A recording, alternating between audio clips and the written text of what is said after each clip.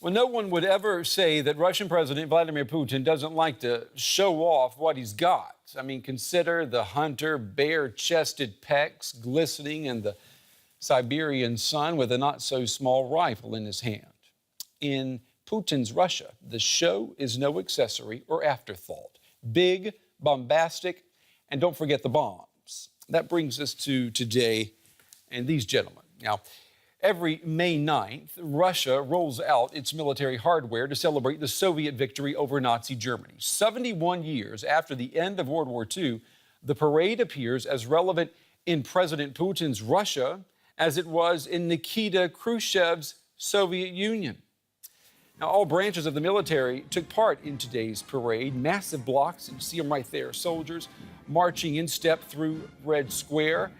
As always, there was a procession of tanks, planes, helicopters, missiles. But this year, Russia also put some of its state-of-the-art military hardware on display, some of it being used in Russia's operations in Syria in support of Bashar al-Assad's army. Well, I'm joined now on the phone by Tim Ripley. He is in London. He's a defense journalist and a reporter for Jane's Defense Weekly. He's written extensively on the Russian military and its campaigns and interventions. Good evening to you, Tim. Good evening. Tell me, what struck you most by today's parade?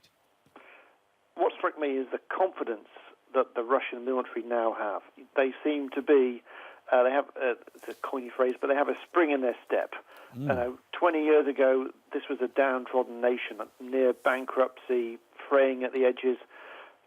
Fast forward to this morning, and this is a nation that has confidence in itself, or certainly its military does.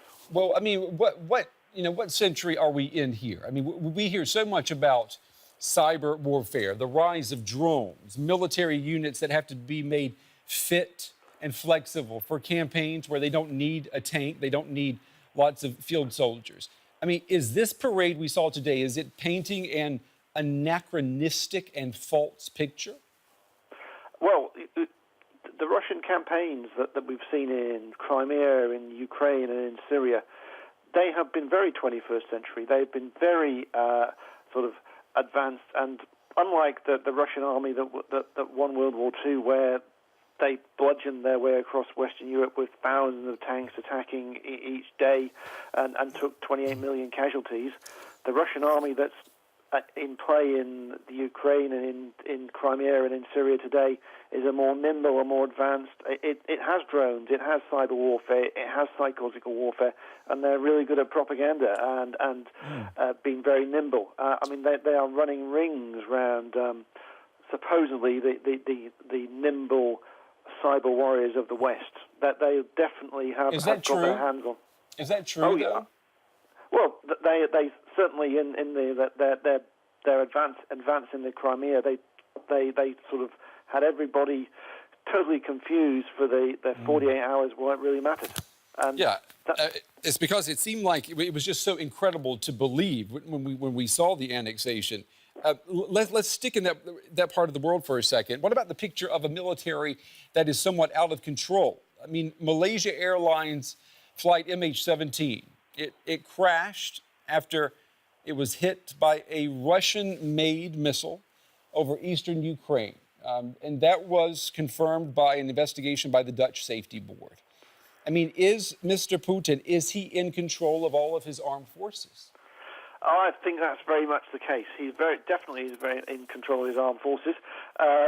He has certainly the operations going on in Syria. They're very much under his control, and they are being choreographed in a very deliberate way, which has connected very much to the Russian diplomacy and all the talks going on in Geneva. Crimea, definitely that was under Russian control.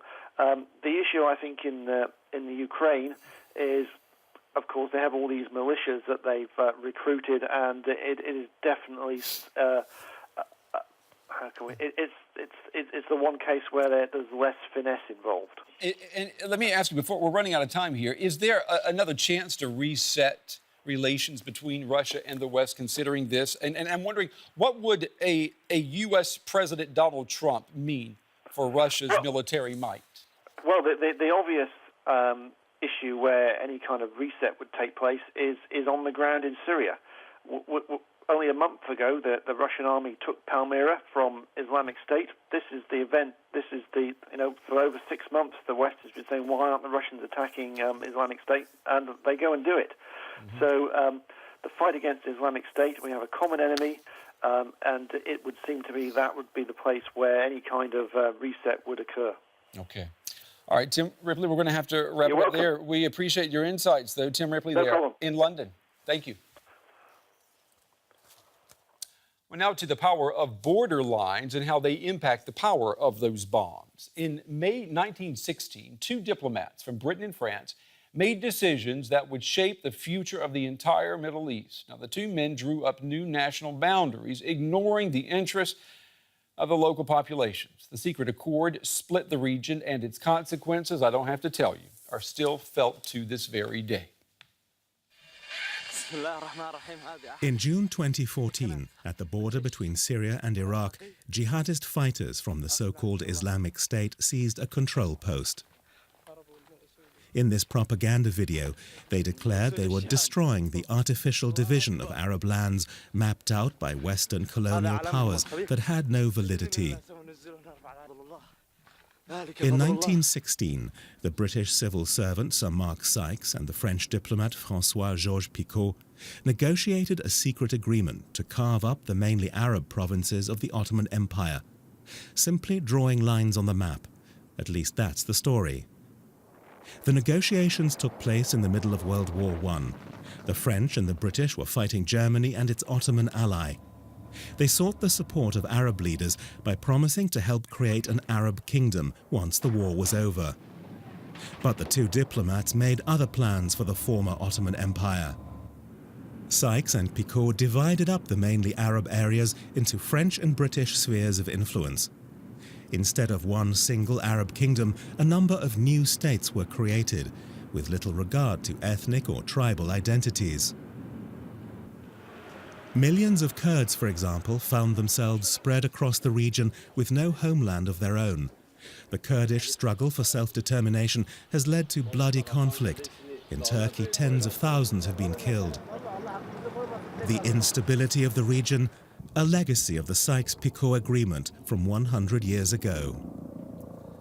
The burden that fathers leave behind for their children. All right, that's all we have time for, but don't forget, the conversation continues online on Twitter. We're at DW News, or you can write to me directly. You see it right there, Brent Goff TV. We're going to leave you now with images from Monday's Victory Day parade in Moscow. And remember, whatever happens between now and then, tomorrow is another day. We'll see you then, everybody.